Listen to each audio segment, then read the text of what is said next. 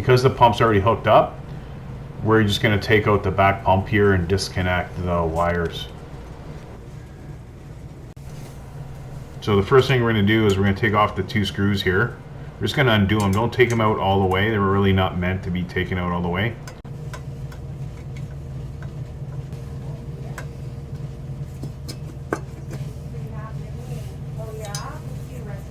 Next, we're going to take off the 4 bolts, 2 at the top, 2 on the bottom.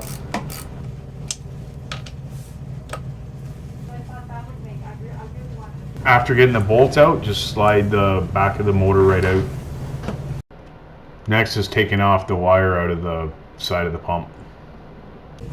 Undo the wires for the pump and then pull them out the side of it.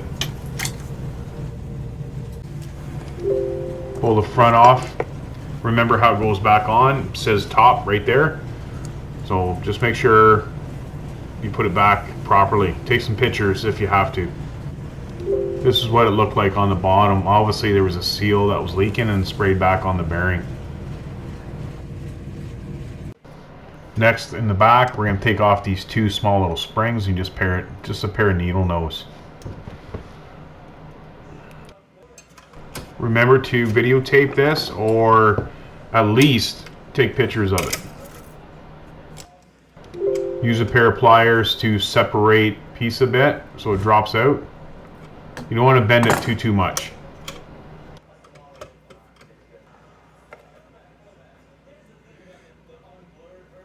Next, you want to take that screw off.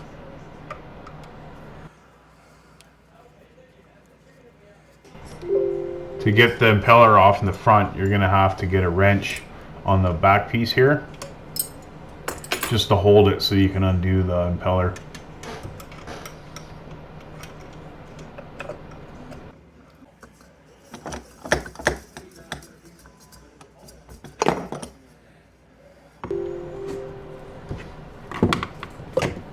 Take the front piece off and you clean everything all up.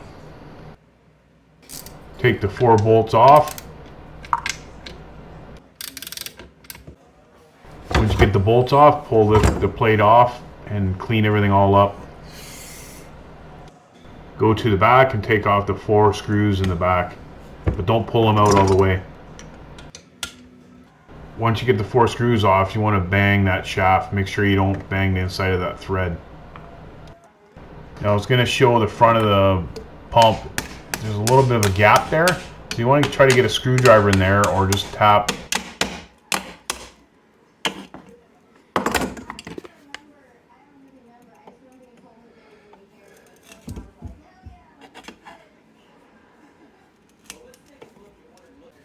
Next thing you want to do is you want to undo the screw in the front here. Now you don't want to take it out or unscrew it all the way, because there's a little, it's hard to explain, but there's a little plate in the back holding that bearing in, so just unscrew it about halfway. You'll see the piece in the back. Now the cover is just holding the bearing on. Make sure when you're banging it like this, you don't hit the corner so you don't bend it.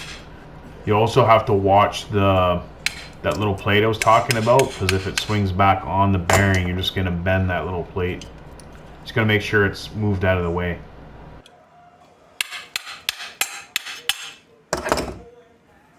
Once you get it out, you just clean it all up, and as you can see that little plate. Yeah, the bearing can't even move right now because it's just seized up. This is my bearing puller and how I set it up.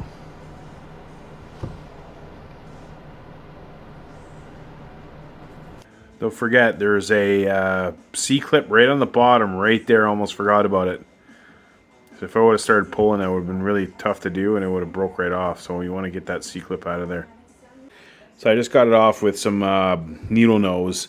Now, whenever I take these off, I always end up breaking them or bending them like this. I've never put them back on, never had an issue with it. As long as the one on the back, I think there's one on the back, there's one in the back there.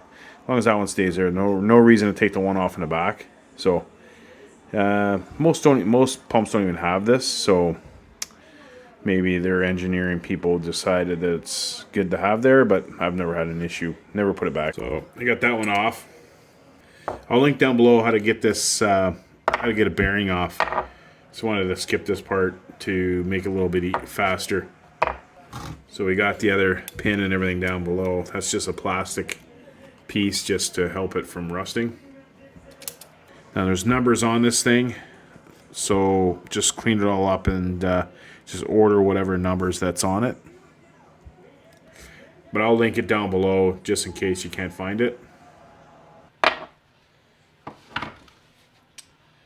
So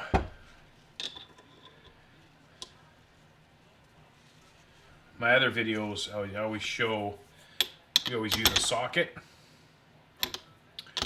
but on the Hayward pump, I don't have a socket that will fit over top of that, so we're gonna have to bang that down to where that C-clip is. So what I do is I just use a wrench that I can put right over. Try to keep it as close as you can because you want to bang this inner ring right here. You don't want to bang on the outside.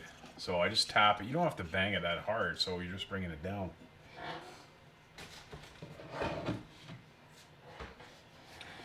So we're just going to tap that down.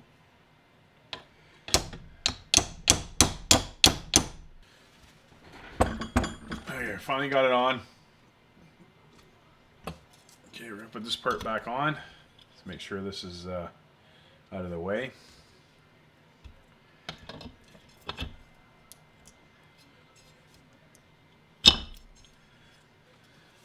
Just tap this back on.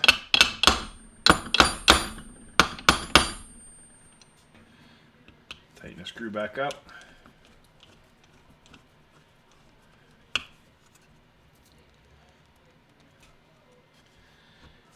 Okay, clean everything all up. Slide this back in.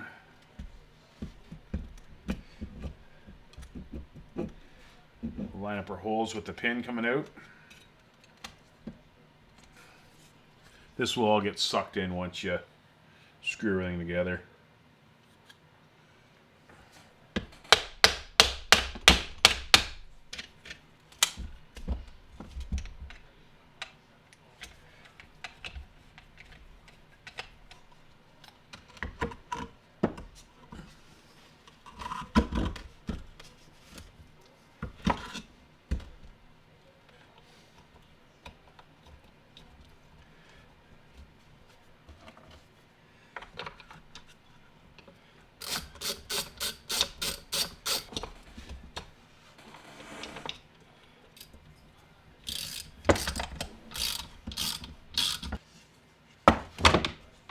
Yeah, don't forget the rest of your seal.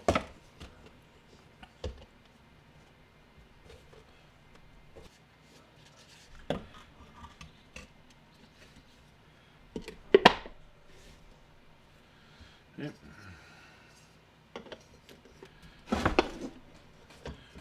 Tighten this on, hold the shaft in the back again.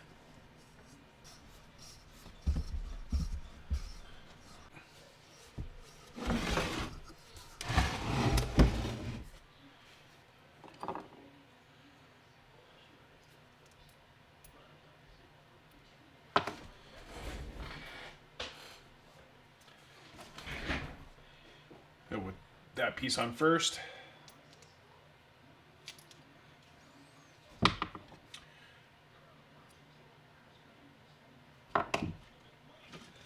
Try to get that screw in the dead center.